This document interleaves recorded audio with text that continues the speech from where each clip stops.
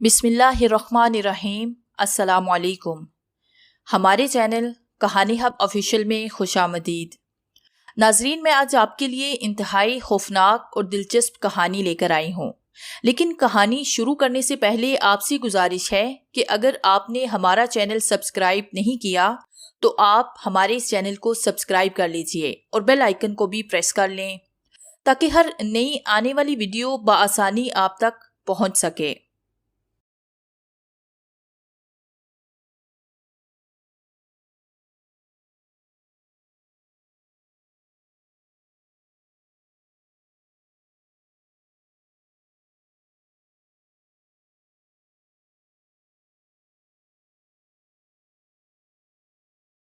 कब्रिस्तान के कैदी, एक खौफनाक नावल, एपिसोड नंबर 7। नवाब कामरान आहिस्ता रवि से चलते हुए तकरीबन 20 मिनट में जब वापस घर पहुंचे तो सूरज निकल आया था और बाजार में हल्की फुल्की आमदोरफ्त शुरू हो चुकी थी।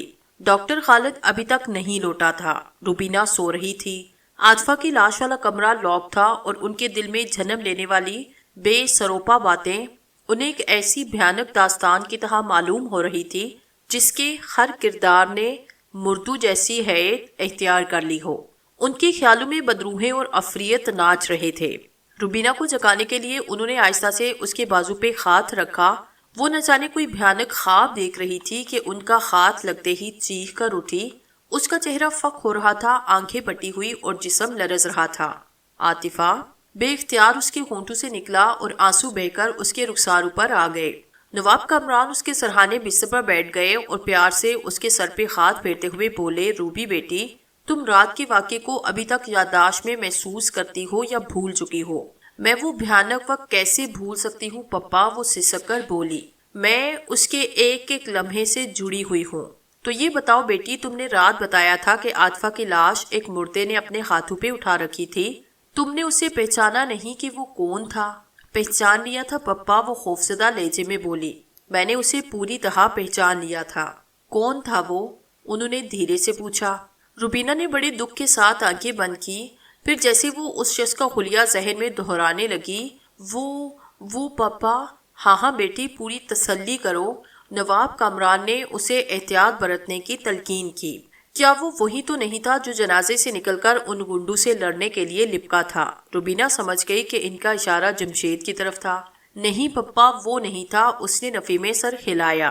देखो बेटी, घबराने की जरूरत नहीं। अगर वो वही था तो बला धड़क कह दो। उसका नाम जमशेद है और पुलिस ने रात उसे गिरफ्तार कर लिया है।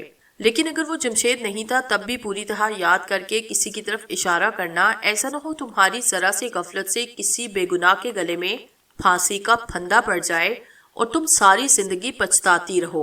मैं यकीन से कह रही हूँ पप्पा, वो जमशेद नहीं था। रुबीना ने इतने मुस्तहकिम लहजे में कहा कि नवाब कामरान को यकीन करते ही बनी। तो फिर वो कौन था बेटा? नवाब कामरान ने उलझकर कहा। जबकि तुम्हारा दावा ये भी है कि तुमने उस शख्स को यानी कफन बरदोश को पहचान लिया था। हाँ, मैं उसे पहचान चुकी हूँ, लेकिन अचानक उसकी हालत खराब हो गई। उसका चेहरा जर्द पड़ गया। वो जैसे कुछ कहते हुए घबरा रही थी। उसने अपनी बात अधूरी छोड़ी। नवाब कामरान उसकी बात की तह तक पहुंचे। रुबीना की आंखों में नाचते हुए खौफ और दहशत के साए उनके अंदेशे की तस्दीक के लिए काफी थे। देखो बेटी, वो उसके शाने पर हाथ रखकर बोले, घबराओ मत। यहाँ इस वक्त ऐसी कोई शय मौजूद नहीं जो तुम्हें परेशान कर सके। तुम खुलकर कहो वो कौन था। अच्छा, मैं एक इशारा करता हूँ, शायद तुम जुबान से कहने से बच सको। क्या ये मुमकिन है कि तुमने गुज़िश्ता रात उस कफन बरदोश मुर्दे को देखा हो जिसकी मैयत उस दिन वो लोग कब्रिस्तान ले जा रहे थे और जो चारपाई घिरने से कफन से बाहर झांकने लगा था? क्या वही था जमशेद का भाई इकराम? हाँ हाँ, वो जल्दी से बोली। वो वही था, मगर पप्पा, मैं खुद को अभी तक यकीन नहीं दिला सकी कि वो इकराम ही था। वो तो मर चुका है, उसे दफना भी दिया गया था। फिर वो कैसे जिंदा हो सकता है? वो आतिफा की लाश उठाए वहां कैसे आया? नवाब कामरान एक गहरी सांस लेकर उठे। ये तुम्हारे सोचने की बात नहीं है बेटी, लेकिन ये सच है कि वो इकराम ही था। इकराम का मुर्दा उसकी बदरूह या कोई अफरियत, मगर था वो इकराम ही के रूप में। पापा, वो डर कर सहम गई। नहीं बेटा, डरने की जरूरत नहीं। खुदा का शुक्र है कि इस सूरत हाल ने तुम्हारा दिमाग नहीं उलट दिया। कहीं तुम इस दहशत और खौफ के माहौल में दिमागी तवाज़न खो न बैठो। रुबीना जवाब में खामोश रही। اب تم آرام کرو بیٹی، نواب کامران نے اس کا تھانہ تھپتھپایا اور اسے دوبارہ بستر پہ لٹایا۔ سو جاؤ، بس میرے ایک سوال کا جواب اور دے دو۔ جی پپا۔ کیا عاطفہ واقعی اسی جگہ پر تھی جہاں تم نے اس کی لاش کو اکرام کے مردے کے ہاتھوں میں دیکھا تھا؟ میرا مطلب ہے ایسا تو نہیں کہ اس کی لاش کو کسی اور جگہ سے وہاں تک لایا گیا ہو؟ نہیں پاپا، روبینہ نے کچھ سوچے بغیر جواب دیا۔ میں نے اسے پرانے مندر کے قریب دیکھا تھا۔ میں پورے یقین کے ساتھ کہہ سکتی ہوں کہ میں اب بھی اس مکان کی نشاندہی کر سکتی ہوں۔ کیا میں آپ کے ساتھ چلوں؟ نہیں، نواب کامران نے ہاتھ اٹھا کر اسے روکا۔ میں کہہ چکا ہوں کہ تم گھر پر ہی رہو گی، تمہیں کہیں جانے کی ضرورت نہیں۔ وہ روبینہ کے کمرے سے نکلے اور نیچے چلے آئے جہاں ڈاکٹر خالد ان کا انتظار کر رہا تھا۔ کیا رہا خالد؟ سب انتظامات مکمل ہیں انکل، وہ تھکے تھکے لہجے میں بولا۔ نواب کامران نے اس کے قریب آتے ہوئے کہا، آؤ کچھ دیر کے لیے باہر چلیں۔ نہیں ابھی نہیں، خالد نے انکار میں سر ہلایا۔ لیکن کیوں؟ کچھ محلے والے آنے والے ہیں، روبینہ گھر پر ہی ہے، وہ انہیں سنبھال لے گی۔ آؤ۔ وہ اسے ساتھ لیے ہوئے باہر چلے آئے۔ وہ پیدل ہی دونوں پرانے مندر کے پاس پہنچے۔ اس ٹوٹے پھوٹے مگر اب بھی فعال مندر کی شکستہ عمارت کے خستہ حال دروازے پر کھڑے ہو کر وہ کافی دیر ارد گرد کا جائزہ لیتے رہے۔ یہاں ایک عجیب وحشت اثر ماحول کا پہرا تھا۔ چاروں طرف روح کو چھید کر رکھ دینے والی خاموشی طاری تھی۔ انسپکٹر واجد سے میری گفتگو ہوئی۔ اس نے بتایا کہ اس علاقے میں اب تک تقریباً 12 افراد موت کا شکار ہو چکے ہیں۔ ان اموات کی پر اسراریت نے لوگوں کو اس علاقے سے خوفزدہ کر دیا ہے۔ یہ مندر بھی آسیب زدہ مشہور ہو چکا ہے۔ دن کے وقت بھی لوگ اس طرف آتے ہوئے دہشت محسوس کرتے ہیں، حتیٰ کہ اس کے قریب سے گزرنے کو بھی برا سمجھتے ہیں۔ یہ سارا علاقہ جابر ملک کی ملکیت ہے۔ اس علاقے کی ویرانی اور بے آباد ہو جانے سے سب سے زیادہ نقصان اسی کو ہوا ہوگا۔ میں یہ سب کچھ جانتا ہوں، ڈاکٹر خالد نے بیزاری سے کہا، اور انہی وجوہات کی بنا پر یہ علاقہ دوبارہ آباد ہی نہ ہو سکا۔ تاہم اس کی ایک بڑی وجہ اور بھی ہے۔ وہ کیا؟ ملک کے پاس اتنی دولت ہے کہ وہ اس دلدلی اور آسیب زدہ علاقے سے محروم ہو جانے کے باوجود پریشان نہیں ہوا۔ وہ اپنے مال پر سانپ بن کر بیٹھا ہے۔ اسے پورے گاؤں میں سے یہ چندہ ایکڑ ارضی دینے سے کیا فرق پڑتا ہے؟ اور اس کے پاس یہ سارا مال آیا کہاں سے؟ سنا ہے کہ جب اس کا باپ مرا تھا تو اس کے کچھ ہی عرصے کے بعد اچانک اس کے پاس کہیں سے مال آنا شروع ہو گیا۔ اس نے آہستہ آہستہ گاؤں کی ارضی خریدی، پھر جب وہ بلا شرکت غیر یہاں کا مالک بنا تو اس نے اپنی مرضی سے یہاں کا انتظام سنبھالا، حتیٰ کہ پولیس چوکی تک کے لوگ اس کے اپنے ہیں۔ اور ایسے ہی لوگوں نے مشہور کر دیا ہوگا کہ یہ علاقہ آسیب زدہ ہے، یہاں جنوں کا بسیرا ہے، یہ مندر بھوتوں کا گھر ہے، وغیرہ وغیرہ۔ جی ہاں، خالد نے کہا، کچھ ایسا ہی معاملہ ہے۔ خالد سر جھکائے پھر سوچ میں گم ہوا۔ میں دیکھ رہی تھی کہ عاطفہ کی موت نے اسے نڈھال اور بے جان کر دیا ہے۔ یہ صدمہ اس کے لیے ناقابل برداشت تھا۔ نواب کامران کا ذہن کسی اور ہی سمت پرواز تھا۔ ان کا خیال تھا کہ قبروں سے غائب ہونے والی لاشوں کو کسی خاص مقصد سے استعمال کیا جا رہا ہے۔ اس سائنسی دور میں بھی وہ بدروحوں اور پنڈتوں اور پجاریوں کے سفلی علوم پر یقین رکھتے تھے۔ مجھے ان کے خیالات سے پورا اتفاق تھا۔ میں خود، میرا 129 سال سے قبر میں زندہ رہنے والا بیٹا فیروز اور نواب سلیمان ایک ایسی مثال تھے جن کے خطوط میں سام جن اور میری میت کے سینے پر پڑا ہوا بزرگ کا تعویذ ہر اس بات کی تصدیق کرنے کے لیے کافی تھے جو اس سائنسی دور کی عقل پر ماتم کنا ہو۔ علم اپنی جگہ اور روحانیت اپنی جگہ۔ اگر قدرت نے فیروز کی زندگی میری لاش سے دودھ کشید کر کے قائم رکھی تھی تو نواب سلیمان کی حیرت انگیز قوتوں کا بھی کوئی جواب نہ تھا۔ وہ سام جن کے سر پر ہی صحیح مگر اپنی دنیا کا بے تاج بادشاہ تھا۔ یہ الگ بات ہے کہ مجھے حاصل نہ کر سکنے کے بعد وہ مجھے ختم کرنے کے در پہ ہو گیا تھا، اور اس میں بھی قدرت نے اسے ناکامی سے نواز کر عجیب و غریب حالات کا جو ایک نہ ختم ہونے والا سلسلہ شروع کر رکھا تھا، وہ اس کے لیے جلتی پر تیل کے مصداق تھا۔ میرے لیے انتظار اور قرب کے خاتمے کی امید کا دامن بھی اسی سلسلے سے بندھا ہوا تھا۔ وہ دونوں کچھ دیر کے بعد گھر کی طرف لوٹ پڑے۔ مجھے اچانک بے چینی سی محسوس ہوئی اور میں پلک جھپکتے میں ڈاکٹر خالد کے گھر پہنچ گئی۔ روبینہ گھر کی صفائی میں لگی تھی۔ اس نے مکان کا ایک ایک گوشہ دھو کر چمکایا۔ صفائی سے فارغ ہوئی ہی تھی کہ دروازے پر دستک ہوئی۔ اس نے آگے بڑھ کر بغیر سوچے سمجھے دروازہ کھول دیا۔ تب اسے اپنے حکامت پہ غصہ آیا۔ اسے بنا پوچھے دروازہ نہیں کھولنا چاہیے تھا، مگر اب کیا ہو سکتا تھا؟ جابر ملک سامنے کھڑا تھا۔ کیا اندر آنے کے لیے نہیں کہیں گی مس روبینہ کامران؟ وہ اسے اپنی شیطانی نگاہوں کے حلقے میں لیتے ہوئے مسکرایا۔ اس کے لہجے کا مہذب پن بھی اس کی خباثت کو چھپانے میں ناکام رہا تھا۔ روبینہ نے اسے غور سے دیکھا، وہ تھکا ہوا اور پریشان نظر آ رہا تھا۔ کچھ سوچ کر اس نے ایک طرف ہٹتے ہوئے کہا، آئیے۔ وہ اندر چلا آیا۔ روبینہ نے دروازہ کھلا چھوڑا اور اسے ڈرائنگ روم نما کمرے میں لے آئی۔ مس روبینہ، وہ کمرے میں داخل ہوتے ہوئے بولا، ہماری پچھلی ملاقات بڑے عجیب بلکہ ناپسندیدہ ماحول میں ہوئی تھی۔ میں آپ کا وقت ضائع کرنے نہیں آیا۔ میں عاطفہ بیگم کی وفات کا سن کر تعزیت کے لیے حاضر ہوا ہوں۔ میں اسے بہت زیادہ تو نہیں جانتا تھا، مگر وہ ڈاکٹر خالد کی بیوی اور آپ کی سہیلی تھی، اس لیے میں نے سوچا کہ… ملک صاحب، روبینہ نے اس کی بات کاٹ ڈالی، عاطفہ ڈاکٹر خالد کی بیوی پہلے اور میری سہیلی بعد میں ہے۔ آپ کو اگر تعزیت کرنا ہی تھی تو ڈاکٹر خالد کے پاس آتے۔ مس روبینہ، اس کے ہونٹوں پر بڑی مکارانہ مسکراہٹ تھی۔ مجھے خطرہ ہے کہ مجھے دیکھ کر وہ غصے میں آ جائیں گے، میری تعزیت قبول نہ کریں گے۔ لیکن وہ کیوں؟ روبینہ نے بھویں چڑھائی۔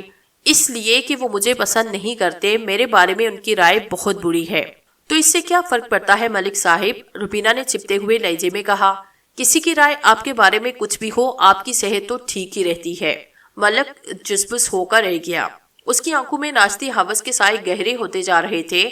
وہ بے چینی کے عالم میں ہاتھ ملتے ہوئے بولا، مس روبینہ، میری بدقسمتی یہ ہے کہ میں نے ہمیشہ لوگوں کے کام آنے کی کوشش کی، ان کی توجہ اور مقبولیت حاصل کرنے کا خواہش مند رہا ہوں، لیکن نہ جانے کیوں مجھے اس مقصد میں ہمیشہ ناکامی ہی ہوئی۔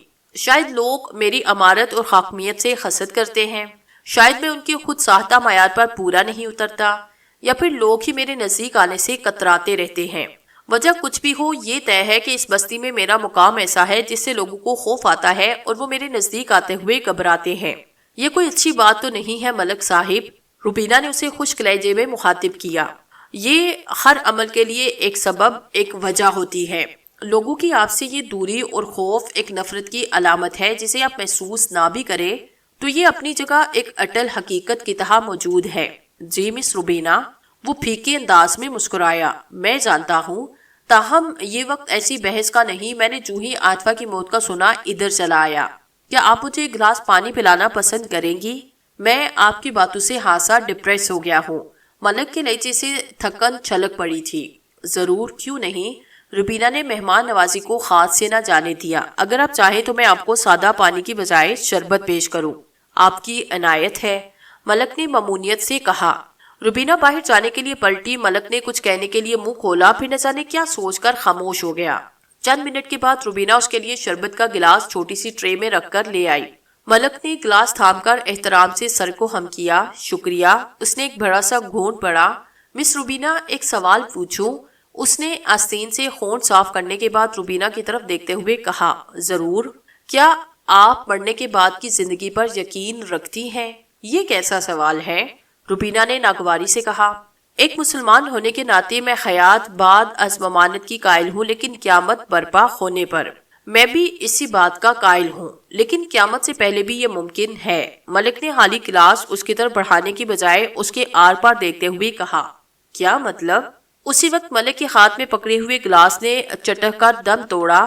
وہ چند ٹکڑوں میں تقسیم ہوا اور فرش پر بکھر گیا۔ روبینہ تیزی سے گلاس کی کرچیاں اٹھانے کے لیے جھکی۔ ملک نے بھی یہی حرکت کی۔ ایک پل کے لیے دونوں کے ہاتھ اور سر آپس میں ٹکرائے اور روبینہ کے دائیں ہاتھ کی چھوٹی انگلی میں شیشے کا ایک ٹکڑا گھس گیا۔ وہ درد سے سسکی اور بے چین ہو کر اس نے دوسرے ہاتھ سے انگلی کو جھکڑا۔ وہ جو ہی سیدھی ہوئی، اس کے زخم سے خون تیزی سے بہہ نکلا۔ اسی وقت ملک نے جلدی سے اس کی زخمی انگلی تھام کر منہ میں ڈالی۔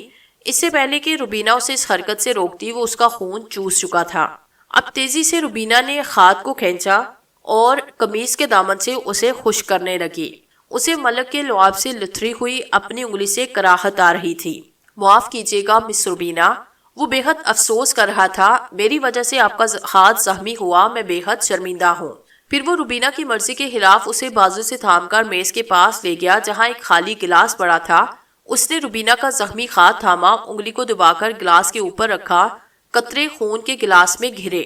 یہ زہریلے قطرے نکل جانا ضروری ہے۔ کانچ کا زہر بہت تکلیف دہ ہوتا ہے، ملک نے کہا۔ پھر اس نے اپنا سفید رومال جیب سے نکالا اور روبینہ کی زخمی انگلی کے گرد لپیٹ کر گرا دے دی۔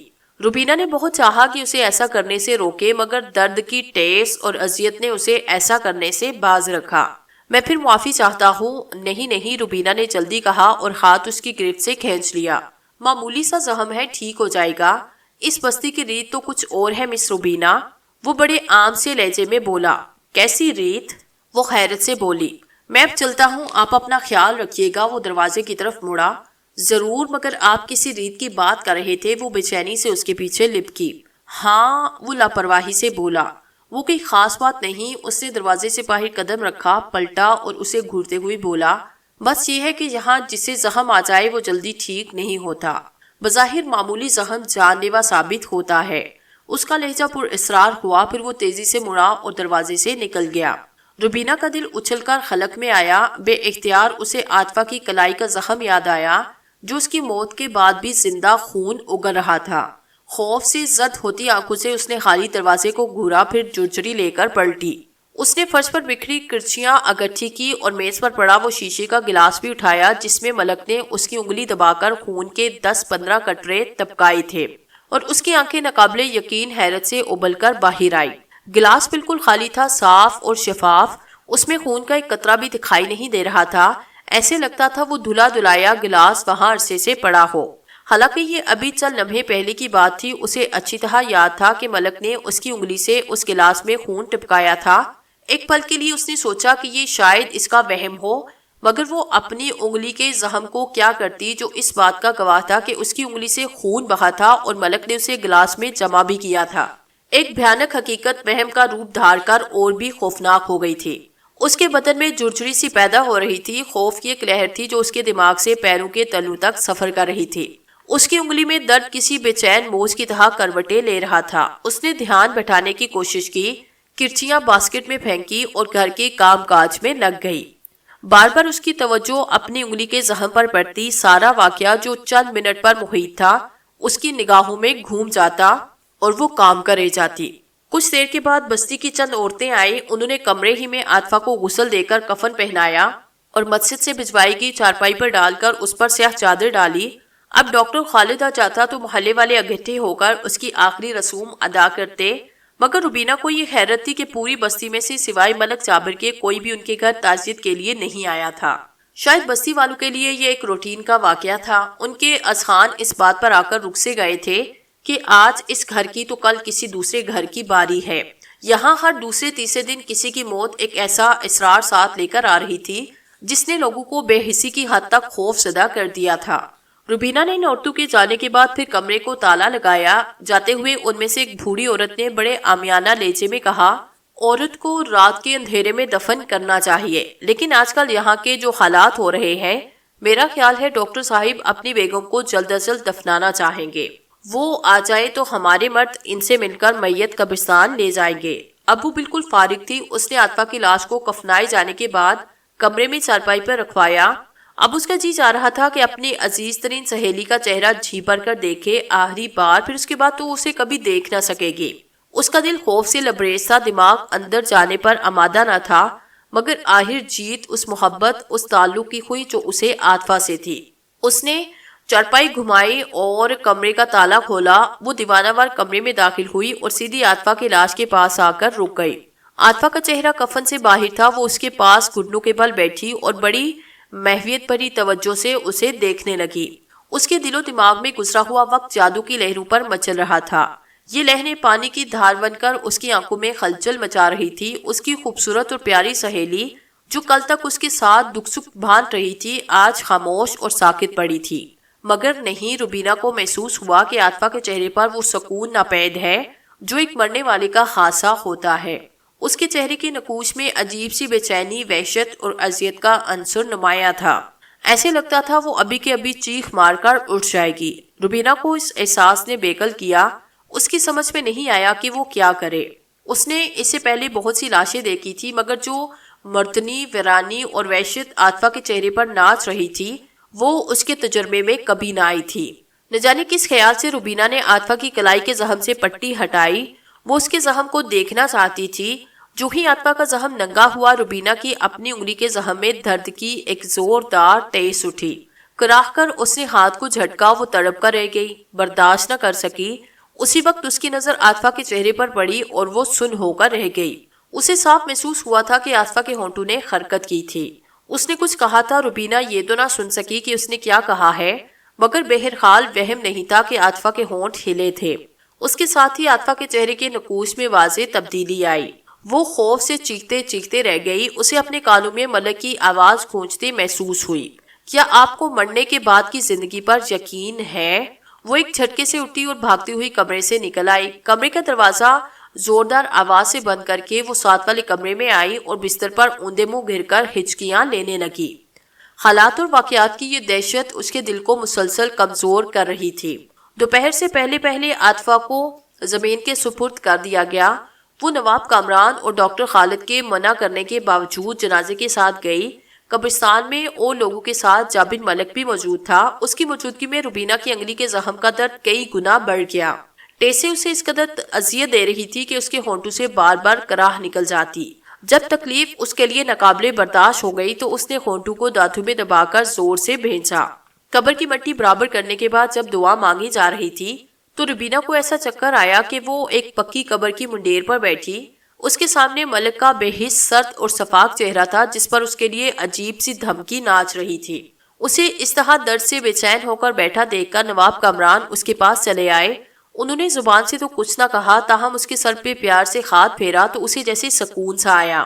روبینہ نے سر جھکایا اور ناچنے لگی کہ اس کی محبوب سہیلی قبر کے اندھیرے میں اکیلی کیا محسوس کر رہی ہوگی۔ اس کا دل اتنے زور سے گھبرایا کہ اس نے چونک کر آنکھیں کھولی۔ درد کی ایک تیز لہر اس کے پورے بازو اور کمر میں پھیلتی چلی گئی۔ وہ بے چینی سے پہلو بدل کر رہ گئی۔ اس وقت اس نے دیکھا کہ اس کی انگلی کے زخم سے خون رس رس کر قبرستان کی زمین میں جذب ہو رہا تھا۔ یہ دیکھتے ہی جیسے اس کی ذہنی روح بہک گئی۔ اس نے بے اختیار سوچا کہ عاطفہ بھی یقیناً ایسے ہی پر اسرار حالات کا شکار ہو کر موت کے منہ میں چلی گئی ہے، مگر اس نے سوچا، میں کبھی حالات کی دہشت اور سریت کے سامنے سپر نہیں ڈالوں گی۔ میں اس قدر آسانی سے شکست تسلیم نہیں کروں گی۔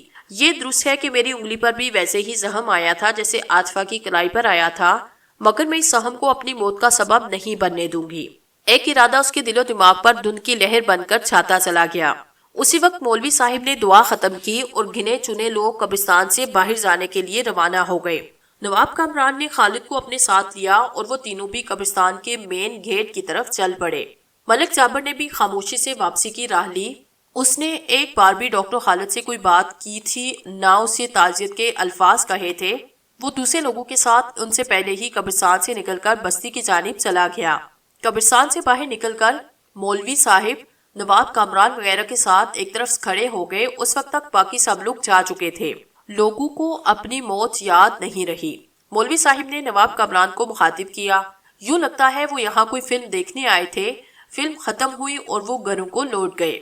اجنبیت کی یہ دیواریں اس قدر بلند ہوتی جا رہی ہیں کہ اب تو یہاں سانس گھٹنے لگا ہے۔ آپ ٹھیک کہتے ہیں مولانا صاحب، نواب کامران نے جواب دیا، لیکن جس قسم کے حالات میں یہ لوگ سانس لے رہے ہیں وہ تو کسی کو بھی ایسا ہی بے حس کرنے کے لیے کافی ہیں۔ یہ بھی درست فرمایا آپ نے، مولوی صاحب نے اسبات پہ سر ہلایا۔ مولانا، یہ فرمائیے آپ کے پاس کچھ علمی ذخیرہ بھی موجود ہے؟ جی ہاں۔ مولوی صاحب ایک دم خوش ہوئے، شاید کوئی پڑھا لکھا اور ہم مزاج شخص ملنے پر ان کی طبیعت کھل اٹھی تھی۔ آپ کی اطلاع کے لیے میرے پاس ایک اپنی ذاتی چھوٹی موٹی لائبریری ہے جو میں جہاں بھی جاتا ہوں میرے ساتھ جاتی ہے۔ فرمائیے، شاید میں آپ کی مدد کر سکوں۔ کس موضوع پر آپ کچھ پڑھنا چاہیں گے؟ مولوی صاحب نے بڑے خلوص سے پوچھا۔ کیا آپ کے پاس کالے جادو سے متعلق کوئی کتاب موجود ہے؟ جی ہاں۔ مولوی صاحب نے چونک کر نواب کامران کی طرف دیکھا۔ ڈاکٹر خالد اور روبینہ کی بھی یہی کیفیت ہوئی، مگر آپ اس موضوع پر کس قسم کا مواد چاہتے ہیں؟ مواد جیسا بھی ہو، بس جادو اور کالے جادو کے متعلق ہونا چاہیے۔ کیا میں آپ کے ساتھ کچھ وقت گزار سکتا ہوں آپ کی لائبریری سے استفادہ کی نیت سے؟ آپ ایک پڑھے لکھے آدمی ہو کر ایسے علوم کے بارے میں کیوں جاننا چاہتے ہیں؟ پڑھا لکھا ہوں تبھی تو علم میں اضافہ چاہتا ہوں مولانا صاحب، نواب کامران نے کافی لطافت سے کہا۔ ظاہر ہے کوئی ان پڑھ تو ایسی حرکت کرنے سے رہا۔ مولا نے بھی جوابی وار کیا، بہرحال آپ جب چاہے تشریف لے آئیں، میں اور میری کتابیں دونوں حاضر ہیں۔ شکریہ، نواب کامران نے کہا۔ اسی وقت روبینہ چکرا کے رہ گئی۔ ڈاکٹر خالد نے جلدی سے اسے تھاما اور سہارا دے کر چل پڑا۔ نواب کامران نے بھی مولوی صاحب سے اجازت لی، ایک بار پلٹ کر قبرستان کو دیکھا، پھر خالد اور روبینہ کے پیچھے گھر کی طرف چل پڑے۔ میں اب تک کی صورتحال سے یہ تو سمجھ چکی تھی کہ یہ سب ایک شاہسانہ ہے، مگر اب تک مجھے سارے سلسلے سے اپنی وابستگی کا علم نہ ہو سکا تھا۔ میں جب بھی واپس چلے جانے کا ارادہ کرتی کوئی نادیدہ قوت مجھے اس پر عمل کرنے سے روک دیتی۔ یہ نادیدہ قوت قدرت ہی کی ہو سکتی تھی جو مجھے اس کھیل میں اپنے حصے کا کردار ادا کرنے کے لیے وہاں رکنے پر مجبور کر رہی تھی۔ مگر میں اب چاہتی تھی کہ جو بھی ہونا ہے ہو جائے، دیر نہ ہو۔ فیروز کے لیے بار بار واپس آنا اب مجھے کھلنے لگا تھا۔ نواب سلیمان کوئی بھی شرارت کر سکتا تھا، ایک کا توڑ تو گزشتہ رات میں نے کر لیا تھا، مگر ایسا نہ ہو کہ میرے وہاں نہ ہونے کا وہ کوئی بڑا فائدہ اٹھا لے۔ میں ایسی ہی سوچوں میں گم تھی کہ نواب کامران گھر کا دروازہ کھول کر اندر آئے۔ ڈاکٹر خالد ان کا انتظار کرتے کرتے تھک کر سو گئے تھے، مگر جب وہ کمرے میں داخل ہوئے تو اس کی آنکھ کھلی۔ پھر نواب کامران اور مولوی صاحب کو دیکھ کر وہ چونک پڑا۔ وہ دونوں اس کے بستر کے سامنے پڑی کرسیوں پر بیٹھ چکے تھے۔ خالد بھی بستر سے نکلا، ان کے پاس آ بیٹھا۔ نواب کامران نے خالد کو مخاطب کیا، خالد کیا تم نے کبھی وچ کرافٹ کے بارے میں سنا ہے؟ جی ہاں، یہ افریقی قبائل کا قدیم ترین جادو ہے، بالکل، اور اس کی جدید شکل آج کل ہمارے مشرق میں خوب پھیل رہی ہے۔ میں سمجھا نہیں آپ کہنا کیا چاہتے ہیں۔ خالد نے ان کی طرف الجھی ہوئی نظروں سے دیکھا۔ مولوی صاحب بیٹھے دھاڑی کھجا رہے تھے۔ تمہیں یاد ہوگا کہ روبینہ نے ہمیں بتایا تھا کہ اس نے گزشتہ رات کسی لاش کو دیکھا تھا جس نے عاطفہ کی لاش اپنے ہاتھوں پر اٹھا رکھی تھی۔ یہ غیر فطری، غیر انسانی یا غیر مانوس چیز کیا ہو سکتی ہے؟ کوئی بھوت یا کوئی زندہ لاش؟ خالد نے اپنا خیال ظاہر کیا۔ جمشید کا بھی یہی بیان ہے کہ اس نے گزشتہ رات جس مردے کو دیکھا وہ کوئی اور نہیں، اس کا اپنا بھائی اکرام تھا، جسے اس نے کل دن میں ہی خود اپنے ہاتھوں میں قبر میں ڈالا تھا۔ یہ تو طے ہے کہ اکرام مر چکا ہے۔ خالد نے پھر زبان کھولی، مگر یہ بھی تو ہو سکتا ہے کہ جب ہم لوگوں نے اسے قبر میں دفن کیا تھا اس وقت تک وہ مرا نہ ہو، بلکہ کسی بیماری یا کسی اور سبب سے اس کا سانس بند ہو گیا ہو۔ پھر جب اسے ہوش آیا تو وہ قبر سے باہر نکل کر میدان کی طرف چلا آیا۔ یہ کیا پاگلوں جیسی باتیں کر رہے ہو خالد؟ نواب کامران نے ناگواری سے کہا۔ تو اس نے موت کی تصدیق کی؟ یہی نہیں، کل جب اس کی لاش کفن سے باہر لوڑک آئی تھی تو میں نے خود اسے دیکھا تھا، وہ مکمل مردہ تھا، زندگی کی رمق سے محروم تھا۔ اب تم خود اپنی بات اور تجربے کی نفی کیوں کر رہے ہو؟ پھر وہ مولوی صاحب کی طرف متوجہ ہوئے۔ آپ بتائیے مولوی صاحب، میں تفصیل سے آپ کو ہر بات، ہر شک اور ہر دلیل سے آگاہ کر چکا ہوں، آپ کیا کہتے ہیں؟ میرا خیال ہے اس بستی کا کوئی آدمی کالے جادو کا یہ کھیل کھیل رہا ہے، اور اس میں کوئی شک نہیں کہ پرانے مندر، میدان اور جنگلی علاقے میں گھومنے والے یہ مردے عفریت ہیں، چلتی پھرتی زندہ لاشیں۔ خالد حیرت سے منہ پھاڑ کر رہ گیا۔ کیا ہماری باتوں پر یقین نہیں آیا تمہیں؟ نواب کامران نے اس سے پوچھا۔ میں حیران ہوں کہ آپ پڑھے لکھے ہو، اس سائنسی دور میں ایسی خرافات پر یقین کرتے ہیں۔ میں پڑھا لکھا ہوں، یہ سائنسی دور ہے، یہ دونوں باتیں اپنی جگہ درست ہیں، مگر کالے جادو کی حقیقت کو تسلیم نہ کرنا ایک جاہلانہ ضد ہے خالد۔ تم خود کو کسی دلیل کا محتاج خیال کرتے ہو تو میں بھی بغیر کسی ثبوت اور معقول دلیل کے کسی مقروضے پر یقین نہیں کیا کرتا۔ یہ بات تم بھی جانتے ہو۔ اس معاملے میں اب تک میں شہادتیں اور ثبوت ہی اگٹھی کر رہا تھا۔ ان سب کا جائزہ لینے کے بعد بھی میں نے یہ بات کی ہے، میں درست کہہ رہا ہوں خالد۔ نواب کامران کا لہجہ بے حد پر یقین تھا۔ وہ سب کالے جادو کے شعبدہ بازیاں ہے۔ تو میری عاطفہ، وہ بے اختیار کہہ اٹھا۔ ہاں بالکل، نواب کامران نے اس کی بات پوری کی، وہ بھی اسی خباثت کا شکار ہوئی ہے۔ تو پھر اب کیا کرنا چاہیے؟ خالد نے ان سے اتفاق کرتے ہوئے پوچھا۔ جمشید کے بھائی اکرام کو تو ایک طرف چھوڑو، وہ کسی پر اسرار آگ کا شکار ہو کر اسی رات ختم ہو گیا تھا۔ مجھے اب فکر عاطفہ کی ہے۔ کیا مطلب؟ خالد نے نواب کامران کے جھجکتے ہوئے انداز پر چونک کر پوچھا۔ عاطفہ کو اب کیا خطرہ ہے؟ اسے تو میں خود اپنے آپ ہاتھوں کے ساتھ مٹی تلے دبا کر آیا ہوں۔ اب کہنا کیا چاہتے ہیں؟ خدا کے لیے کھل کر کہیے۔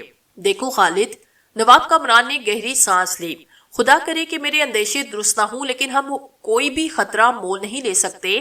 میں اور مولوی صاحب یہ ارادہ کر چکے ہیں کہ آج رات صبح تک عاطفہ کی قبر پر چوکیداری کریں گے۔ میں بھی آپ کے ساتھ چلوں گا، خالد نے جلدی سے کہا۔ وہ بے حد جذباتی ہو رہا تھا۔ اگر آپ کے اندیشے میں ذرا سے بھی جان ہوئی تو میں اپنی عاطفہ کے لیے کچھ بھی کر گزروں گا۔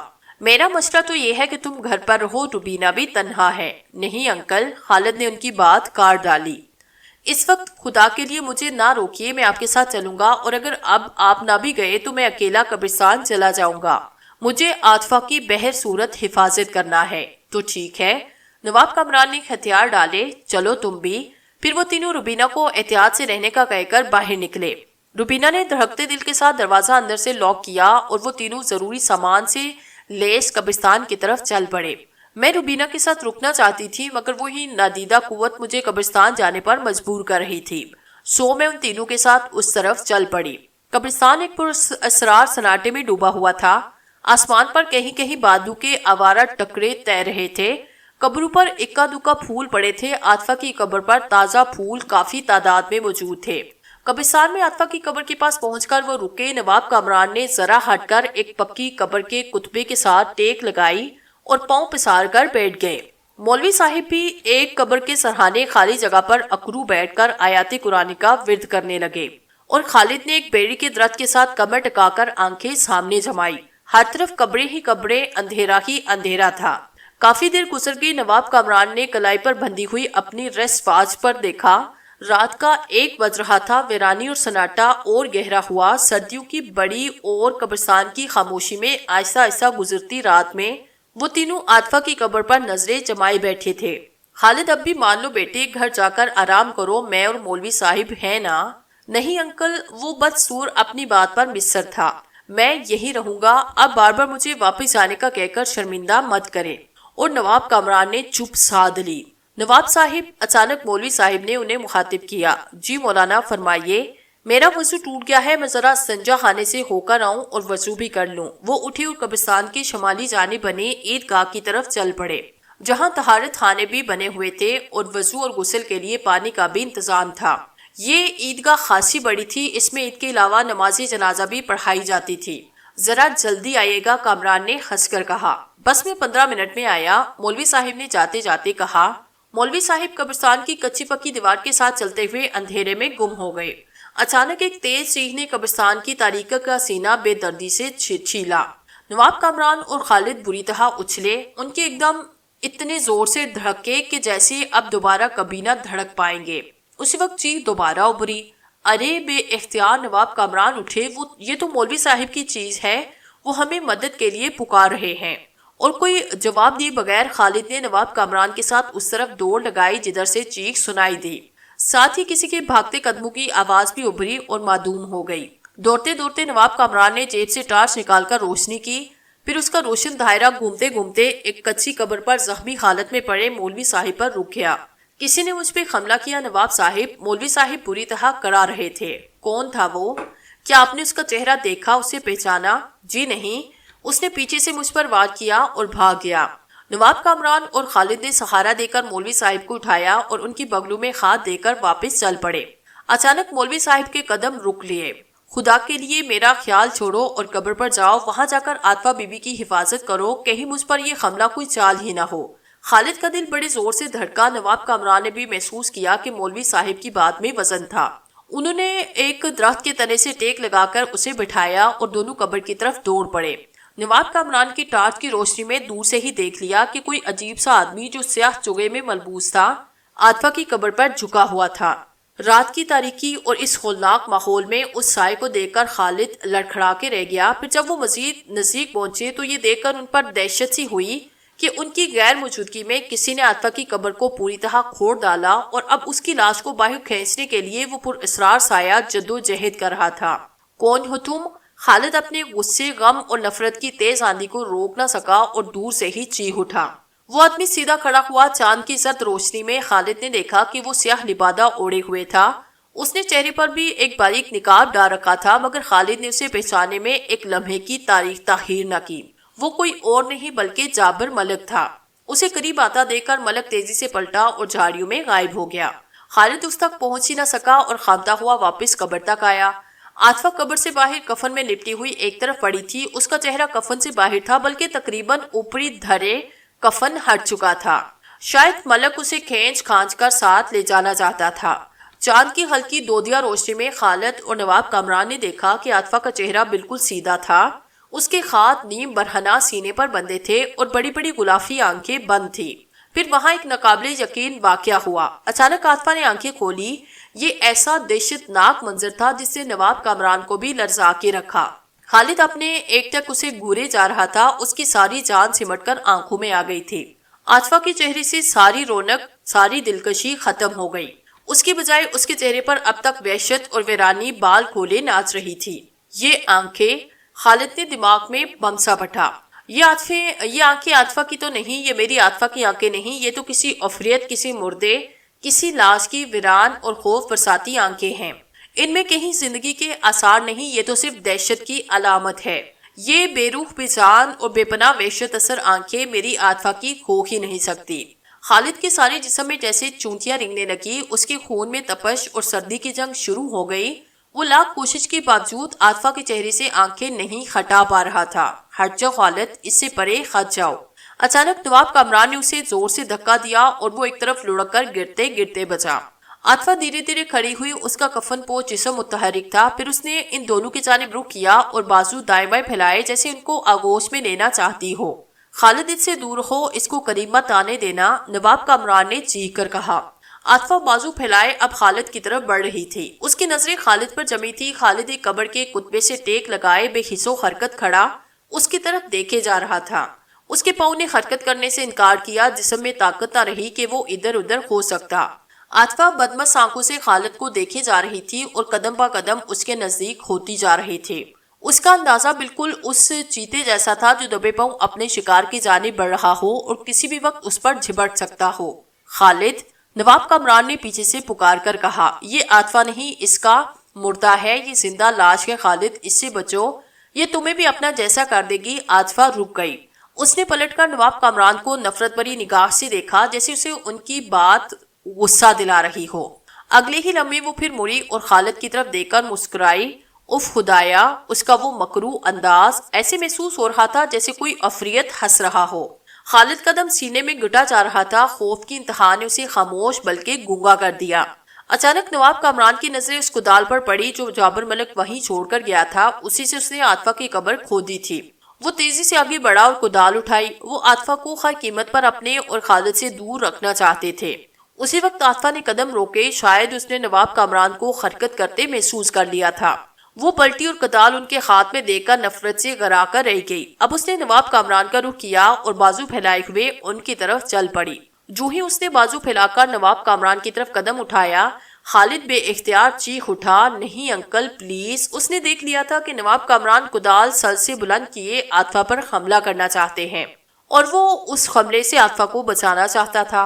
आतफा एक बार मुस्कुराई। नवाब कामरान ने अपनी पूरी जिंदगी में ऐसी मकरूह और काबिल नफरत मुस्कुराहट नहीं देखी थी। उसके पूरे जिस्म में सर्दी की तेज लहर दौड़ गई। एक पल को उन्हें झुरझुरी आई। वो यूं महसूस कर रहे थे जैसे आतफा उनसे और उनके हाथ में मौजूद कदाल से बिल्कुल खौफजदा ना हो, उसका मजाक उड़ा रही हो। आ मेरे करीब जिंदा लाश, नवाब कामरान ने खौफ और दहशत की इंतहा से चलाकर कहा। फिर उनके बाजू हरकत में आए। कुदाल बड़े जोर से घूमी और आतफा की गर्दन पर बरस पड़ी। खालिद ने ये दिल खराश मंजर देखकर एक दिलदोज चीख के साथ आंखें बंद की। वो ये खौफनाक साथ में अपनी बिनाई में महफूज नहीं करना चाहता था, मगर वो अपनी कोशिश के बावजूद आंखों को बंद न कर सका। कुदाल तलवार की तरह आतफा की गर्दन में उतरी। उसकी गर्दन शानों से अलग हुई और बाएं तरफ झूलने लगी। नवाब कामरान ने दूसरी बार कुदाल फिर बुलंद की। दूसरी वार ने आतफा की गर्दन को उसके जिस्म से बिल्कुल अलग करके दूर फेंका। उसका कटा हुआ सर काफी दूर तक कब्र से टकराता उछलता रहा, फिर एक पुरानी कब्र के गड्ढे में गायब हो गया। नवाब कामरान अपनी जगह खड़े ये सब देख और लड़खड़ा रहे थे। उनका पूरा जिस्म लरस रहा था। फिर उन्होंने कुदाल एक तरफ फेंकी और पीछे हटकर एक पक्की कब्र पर गिर पड़े। खालिद ने देखा कि आतफा का बगैर सर सिक्का धड़ कुछ लम्हों तक घिरा झूलता रहा। फिर उसके बाजू उठे। उन्होंने गर्दन के कटे हुए शगाफ को छुआ, महसूस किया और धर्म से वो बेसर का धर कब्रिस्तान की जमीन पर आ गया। गर्दन के शगाफ से उबल उबल कर खून फवारे की तरह बाहर निकल रहा था। उसकी जिद में आने वाली जमीन, घास फूस और कब्रें सुर्ख होती जा रही थी। खालिद लड़खड़ा के आगे बढ़ा। उसे ऐसे लग रहा था जैसे अभी ये तमाम कब्रें अपने अपने मुर्दे बाहर उगर देंगी। कब्रिस्तान में मौत का सन्नाटा तारी था। उसके हाथ पांव ठंडे होने लगे। एक अजीब सा खुमार उसके जहन में छाने लगा। उसका जी चाहने लगा वो आगे बढ़े और आतफा के बेसर धड़ से लिपट जाए, उसे प्यार करे, उसे लिपटा ले। खून, वीरानी, दहशत और खौफ ने पूरे कब्रिस्तान को किसी नौज़ायदा बच्चे की तरह अपनी आगोश में भर लिया था। वो लड़खड़ाता हुआ आगे बढ़ा और नवाब कामरान की گود میں سمایا اس کا سارا بدن حصار رسیدہ پتے کی طرح کانپ رہا تھا۔ اس کے دل و دماغ میں طوفان سا ادم مچا رہا تھا۔ کتنی ہی دیر گزر گئی، نواب کامران نے اسے خود سے الگ نہ کیا۔ جب اس کا دل قابو میں آیا تب وہ ان کے بازو سے نکلا اور قبرستان میں ادھر ادھر عاطفہ کا سر تلاش کرنے لگا۔ خالد، کیا تلاش کر رہے ہو؟ عاطفہ کا سر؟ میں چاہتا ہوں اسے اس کا دھڑ کے ساتھ جوڑوں، اس نے قبر کے اندر جھانکتے ہوئے کہا۔ وہ بے دھڑ کی اچھی نہیں لگ رہی۔ نواب کامران کو جو پہلا خیال آیا وہ یہ تھا کہ خالد کا دماغی توازن عارضی یا مستقل طور پر خراب ہو گیا ہے۔ وہ ماحول کے اس خوفناک پن اور ایک مردے کے زندہ انسانوں کی طرح چلنے پھرنے کے ناقابل یقین منظر کو برداشت نہیں کر پایا۔ اچانک میں نے ایک اور دہشتناک منظر دیکھا۔ میں ایک روح تھی، مجھے خوف اور دوسرے کسی بھی جذبے سے بے نیاز ہونا چاہیے تھا، لیکن بات یہ تھی کہ میں 127 سال سے قبر میں اپنے بیٹے کے ساتھ زندہ انسانوں کی طرح رہ رہی تھی۔ میں کسی بھی جذبے سے متاثر نہ ہوتی، یہ میری جسمانی اور روحانی حالت کا تقاضا تھا، مگر کسی بھی ماحول اور جذبے کو محسوس کرنے سے میں عاری نہ تھی۔ اس وقت بھی میں سب کچھ دیکھ رہی تھی، خوف زدہ نہ تھی، مگر محسوس کر رہی تھی کہ خوف کس بلا کا نام ہے، اور اس کا ادراک مجھے نواب کامران اور خالد کی حالت سے بخوبی ہو رہا تھا۔ ہاں، تو وہ دہشتناک منظر کیا تھا جس نے مجھے نواب کامران اور خالد کی طرف سے فکر مند کیا تھا؟ وہ یہ تھا کہ اچانک ہی باری باری کئی مردوں کے منہ کھلتے چلے گئے۔ ہر قبر سے ایک لاش باہر اچھال رہی تھی۔ ان لاشوں، ان مردوں کے چہروں پر زردی چھائی ہوئی تھی۔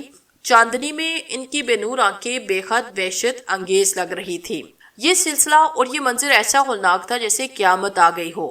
پھر ان سب نے ایک مردے کو جیسا اپنا بڑا تسلیم کر لیا اور اس کی قیامت میں باہیں پھیلائے نواب کامران اور خالد کی طرف بڑھنے لگے۔ پھر ان میں سے ایک مردہ رکا جس کا سر استوانی ہاتھ بڑھا کر ایک قبر میں سے عاطفہ کا سر اٹھا کر باہر نکالا، جس سے ابھی تک خون کے قطرے گر رہے تھے۔ عاطفہ کی آنکھیں پھٹے پھٹے انداز میں کھلی ہوئی تھی۔ اس مردے نے عاطفہ کی آنکھوں میں جھانکا۔ اس کی ہولناک مسکراہٹ کے جواب میں جو ناقابل یقین اور خوفناک رد عمل ہوا وہ یہ تھا کہ عاطفہ بھی مسکرائی، اور یہ اس مردے سے زیادہ دہشتناک مسکراہٹ تھی۔ خالد نے یہ دیکھا تو اس کے لبوں سے ایک طویل چیخ بلند ہوئی۔ اب اس کے لیے یہ سب ناقابل برداشت ہو گیا تھا۔ اسے محسوس ہوا جیسے اس کے دماغ کی رگیں پھٹ جائیں گی۔ اس کا کلیجہ درد اور اذیت سے کٹا جا رہا تھا۔ وہ مسلسل چیخنا چاہتا تھا، شور مچانا چاہتا تھا، اس وقت تک جب تک اس کی جان نہ نکل جاتی، مگر وہ دوسری بار چیخنے کے لیے کوشش کے باوجود ہونٹ نہ ہلا سکا۔ تمام مردوں نے یہ دیکھا اور پھٹے ہوئے ڈولو جیسی ہنسی ان کے کھلے ہوئے خوفناک ہونٹوں سے باہر ابھری۔ قبرستان میں ایک بے خنگم شور مچ گیا۔ خالد نے ایک بار پھر زور سے چیخنے کے لیے زور لگایا۔ اس وقت کسی نے اسے کمر سے پکڑ کر پیچھے کھینچا، اور وہ یہ سمجھ کر کہ کسی مردے نے اسے گرفت میں لے لیا ہے، خوف سے بے آواز چیختا ہوا بے ہوش ہوا۔ مگر یہ کوئی مردہ نہیں، نواب کامران تھے، جنہوں نے اپنی زندگی کا سب سے ناقابل یقین کام کیا، اور خالد کو کندھے پر ڈال کر گھرتے پڑتے قبرستان سے باہر کے راستے بھاگ نکلے۔ مردے ان کے پیچھے لپکے، مگر لگتا تھا نواب کامران کے بدن میں بجلیاں بھڑ گئی ہیں، اور یہ ایک حد تک سچ بھی تھا۔ میں ایک روح تھی، آپ مجھے بجلی کہہ لیں، برق کہہ لیں، تاہم اس وقت میں نے اگر نواب کامران کو اپنی نادیدہ قوت کے سحر میں نہ جکڑ لیا ہوتا تو شاید یہ کہانی یہیں ختم ہو جاتی۔ پھر انہوں نے اپنے گھر میں داخل ہو کر قدم روکے۔ روبینہ نے ان کی دور سے پکارتی ہوئی آواز سن کر پہلے ہی دروازہ کھول دیا تھا۔ وہ خالد کو لے کر سیدھے اس کے کمرے میں پہنچے اور اسے بستر پر ڈال کر خود فرش پر لڑک گئے۔ روبینہ نے دروازہ لاک کیا، پھر باپ کو سنبھالا، اس کو کھینچ کھانچ کر کسی طرح بستر پر ڈالا۔ وہ دنیا مافیہ سے بے خبر بے ہوش پڑے تھے۔ خالد بھی ہوش و خاص سے بیگانہ تھا۔ میں نے نواب کامران کا جسم چھوڑا۔ جو ہی میں الگ ہوئی، نواب کامران قدرتی بے ہوشی کی آغوش میں چلے گئے۔ روبینہ ان کو تشویش بھری نظروں سے دیکھتی رہی۔ پھر باری باری اس نے دونوں کی نبض چیک کی، دل کی رفتار دیکھی۔ مطمئن ہو کر اس نے سر ہلایا اور کمبل اوڑھ کر کاؤچ پر لیٹ گئی۔ ذہن میں ابلتے خیالات کی یورش نے اسے کافی دیر تک سونے نہ دیا۔ پھر جب مرغ نے دور کہیں بھانگ دی تو اس نے غنودگی کے عالم میں نواب کامران کی کراہ سنی۔ فوراً ہی اس نے آنکھیں کھولی۔ نواب کامران ہوش میں آئے۔ وہ اٹھ کر ان کے پاس چلی آئی۔ نواب کامران نے اسے دیکھا، ارد گرد نظر دوڑائی، اور یہ دیکھ کر ان کی حالت نارمل ہو گئی کہ وہ اپنے گھر میں تھے اور خالد بھی محفوظ ہے۔ چائے کی گرما گرم پیالی پی کر ان کے جسم نے اپنے آپ کو آرام کے جھولے میں محسوس کیا۔ پھر انہوں نے مختصر الفاظ میں روبینہ کو قبرستان کے واقعے کے بارے میں بتایا۔ روبینہ کے رونگٹے کھڑے ہو گئے۔ اسی وقت خالد نے ڈری ڈری سی آوازیں خارج کی۔ نواب کامران نے کمبل ایک طرف پھینکا اور دونوں اس کے بستر کے قریب گئے۔ خالد، ہوش میں آؤ، نواب کامران نے اسے تھپتھپایا۔ خالد نے ان کی آواز سن کر ایک دم آنکھیں کھولی، پھر کتنے ہی لمحے خاموش اور ویران نظروں سے انہیں تکتا رہا۔ اس کے بعد اس نے اپنی گردن گھمائی، روبینہ کو دیکھا، کمرے کے ماحول کا جائزہ لیا۔ ہوش میں آؤ بھائی، تم نے کوئی خواب دیکھا ہے کیا؟ نواب کامران نے اسے تسلی آمیز الفاظ سے مخاطب کیا۔ خالد نے اپنے بستر پر دونوں ہاتھ پہلو میں پھیرے، اس کے دل کو ڈھارسی ہوئی کہ وہ اپنے ہی گھر میں تھا۔ اف خدایا، وہ سر کو تھام کر بڑبڑایا، تو کیا یہ سب خواب تھا؟ ہاں، مگر یہ کیسے ہو سکتا ہے؟ اس کی ذہنی روح پھر بہک گئی۔ اگر یہ سب خواب تھا تو عاطفہ کا کیا ہوا؟ میں نے خود اسے کفن پوش حالت میں زندہ لاش کی طرح چلتے پھرتے دیکھا۔ میرے خدا، وہ کس قدر خوفناک لگ رہی تھی۔ اس نے لرز کر نواز کامران کا بازو تھاما۔ یہ سچ ہے خالد، مگر اس کی نجات کے لیے ضروری یہ تھا۔ عاطفہ واقعی قبر سے باہر نکل آئی تھی اور میں نے اسے مار بھی ڈالا، تاہم اب فکر کی کوئی بات نہیں۔ اب وہ ہمیشہ کے لیے پرسکون ہو چکی ہے۔ مگر میں نے جو خواب دیکھا، آپ وہ سن تو لیں۔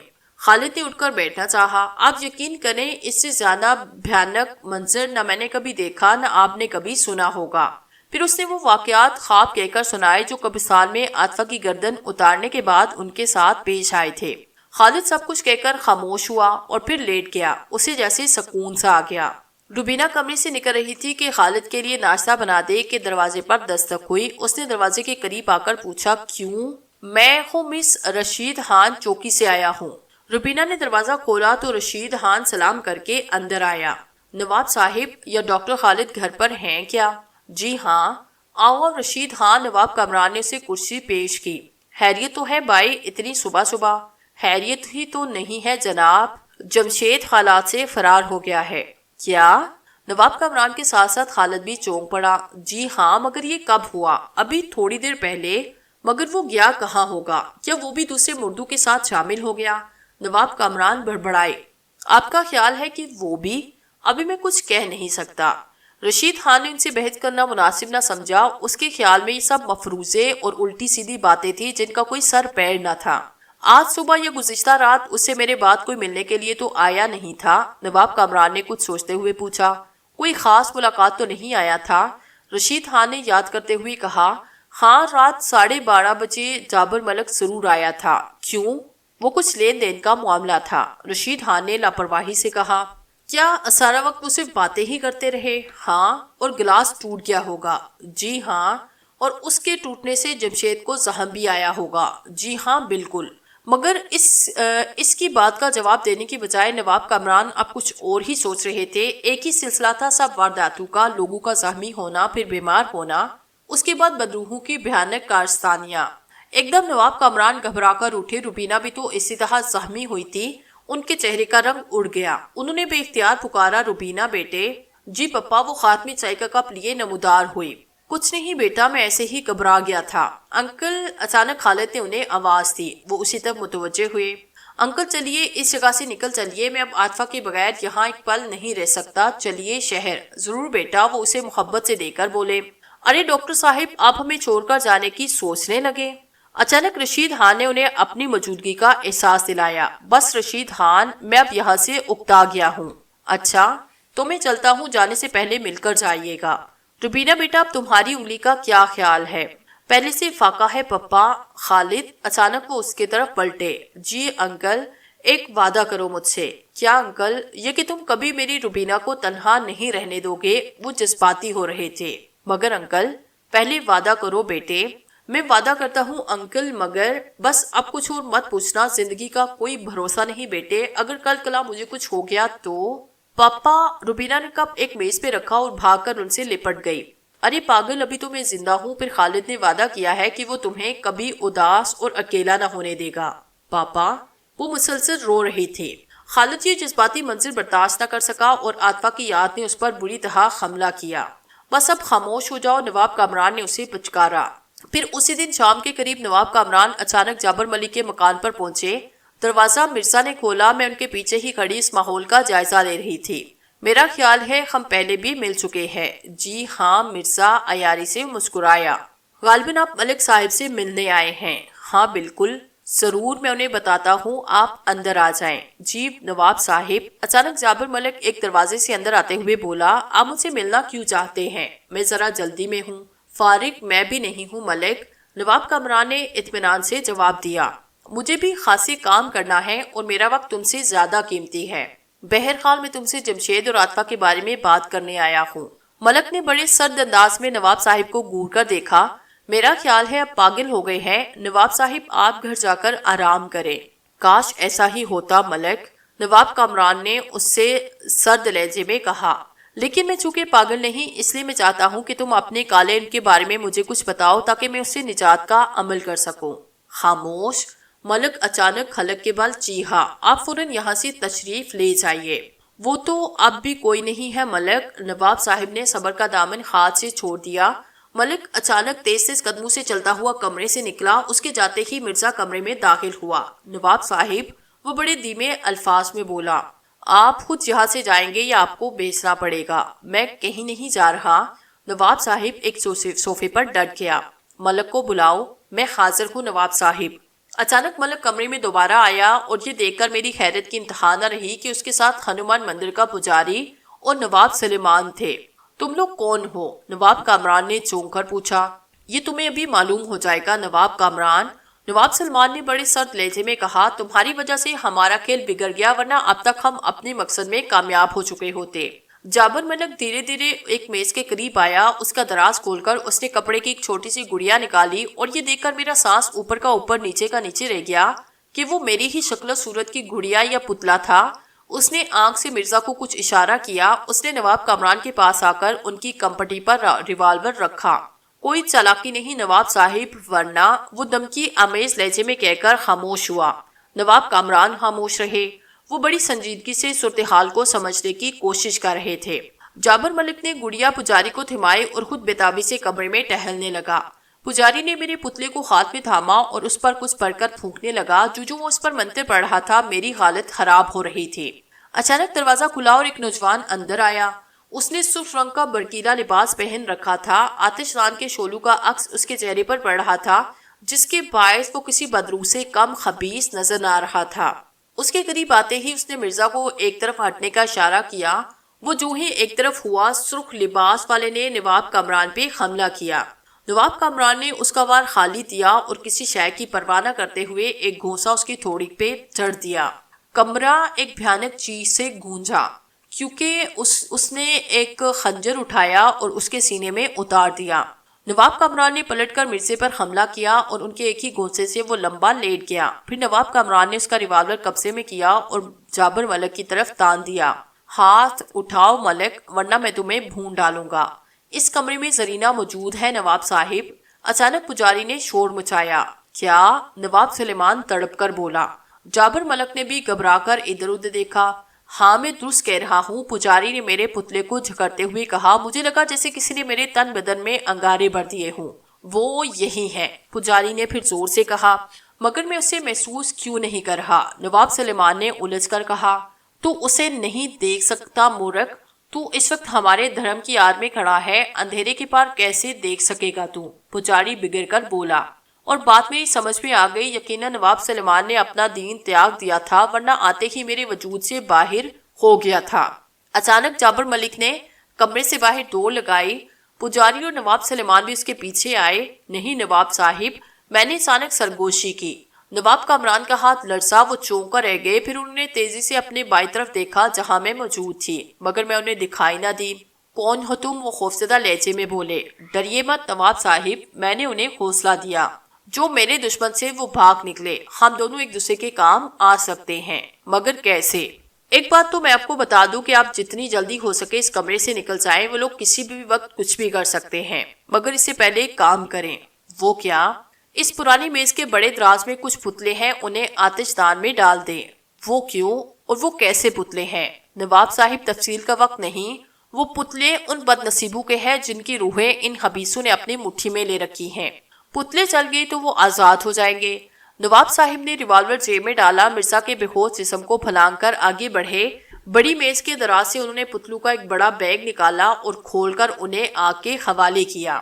کمرہ اچانک بے شمار فنکاروں سے گونج اٹھا، ساتھ ہی یوں چراند آئی جیسے گوشت چر رہا ہو۔ آپ نکل چلیے۔ جو ہی وہ بھاگتے ہوئے صدر دروازے تک آئے، کمرے میں جلتے پتلوں کی آگ نے پورے کمرے کو لپیٹ میں لے لیا۔ چاروں طرف سے ملازم دوڑ پڑے۔ آگ کی آوازیں بھری اور اس افراتفری میں نواب کامران دوڑ پڑے۔ نواب صاحب، میں نے ان کے پاس آ کر پھر سرگوشی کی۔ آپ کس کے انتظار میں ہیں؟ میں جابر ملک کو دیکھ رہا ہوں، وہ اس وقت آپ کے مکان میں پہنچ چکا ہے، میں نے انہیں خبر دی۔ دوسرے ہی لمحے وہ کچھ کہے بغیر تیزی سے اپنے گھر کی طرف اٹھے۔ بیٹی کی محبت میں وہ ہر شے بھول گئے تھے۔ کمرے میں جابر ملک، پجاری اور نواب سلیمان خالد اور روبینہ کو کرسیوں سے باندھ چکے تھے اور شاید نواب کامران کا ہی انتظار کر رہے تھے۔ جابر ملک کے ہاتھ میں میرا پتلا تھا اور وہ بڑی میز خالی کر کے اس پر میرے پتلے کو بالکل سیدھا لٹا چکا تھا۔ میز کے دوسری طرف پجاری کھڑا منتر بدبدا رہا تھا۔ جو ہی اس نے میرے پتلے پر پھونک ماری، میرا سارا احساس آگ کی تپش سے بھر گیا۔ مجھے لگا جیسے کسی نے میری روح کو جنم کی بٹی میں ڈال دیا ہو۔ بے اختیار میرے ہونٹوں سے چیخ نکلی۔ ہاں۔ اچانک جابر ملک کے ہونٹوں پر ایک خوفناک مسکراہٹ پھیلی۔ آگئی تیری دشمن نواب سلیمان۔ وہ ایک کھل اٹھا۔ پجاری اپنے کام میں مگن تھا۔ نواب کامران، اچانک جابر ملک نے کہا، اگر تم اپنی بیٹی کو زندہ چاہتے ہو تو اس روح سے کہو نواب سلیمان کی اطاعت قبول کر لے۔ کس روح سے؟ اسی روح سے نواب کامران جو تمہیں یہاں تک لے کر آئی ہے، وہ بڑی نفرت سے بولا۔ مجھے یہاں لے کر آئی ہے؟ وہ پھر حیرت سے بولے، یہ میرے بھانجے کا گھر ہے، پھر کسی روح کو کیا ضرورت کہ مجھے یہاں لے کر آئے؟ اس کا مطلب ہے تم سیدھی طرح نہیں مانو گے۔ وہ تیزی سے روبینہ کی طرف بڑھا۔ میں اس وقت بڑی اذیت میں تھی، مگر میں اپنے مخصنوں کے ساتھ کوئی زیادتی کیسے ہونے دیتی؟ میں نے فوراً جابر ملک کی جانب اپنے دائیں ہاتھ کو دراز کیا۔ ایک شعلہ نکلا اور جابر ملک کے سینے میں عین دل کے مقام پر پیوست ہوا۔ وہ ایک چیخ مار کر پیچھے الٹا، پھر اس کے چیخیں اس وقت رکی جب اس کا سارا جسم جل کر کوئلہ ہو گیا۔ پھر اس سے پہلے کوئی کچھ سمجھ سکتا، کھلے ہوئے دروازے سے بے شمار سائے ہوا کے دوش پر رقص کرتے ہوئے اندر آئے۔ انہوں نے فرش پر پڑی جابر ملک کی راہ کو سمیٹا اور اسی طرح ہوا کے کندھوں پر سوار باہر نکل گئے۔